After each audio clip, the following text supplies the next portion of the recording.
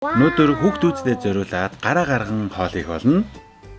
Ямар хоол вэ гэвэл Гигэ Удамэрийн хамгийн идэх дуртай төмсний очмолтой бөөрийн хэмах, 500 г машинцэн үхрийн мах, 100 г далхны өрмөг, 1 ширхэг өндөг, баг зэрэг базилик, нутаг паприка, давс перц сонгоноор амтлаад хамгийн сүүлд сүү хийж амтыг нь зөөлрүүлж өгнө. За тэгээд дотор нь моцарелла бислэг хийж бөөрийн хэлбэрт оруулаад ахиухан тосонд эргүүл шарнаа. За ингээд 70-80% болцтой байх үед нь бөөрийн махаа гаргаад тосонд нь сонгон доогон хоёрыг шараад 2 албаг гурил болон баг зэргийн томатны соус хийгээд давс нутаг паприка перц гэх мэт өөрийн дурын амтлагчаар амтлнаа.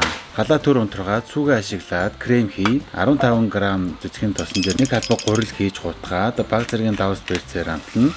Тэгээд дээр нь сүгэ хийж өтгөрүүлэх юм бол сүн крем бэлэн болох нэ. Бэлэн болсон 2 соусоо холиод дээр нь 1 албаг 9 жихэр хийж махтайгаа хамт чарах шүүгэнд 180 хэмээр 20 минут шарж болгоно. За тэр оронд нь төмсний очмолоо хийж чанж болгосон төмс дээрээ цэгийн тоос давс баг зэргийн бүлээн сүү хийгээд хутгах юм бол хоолоо тавуулахад бэлэн боллоо.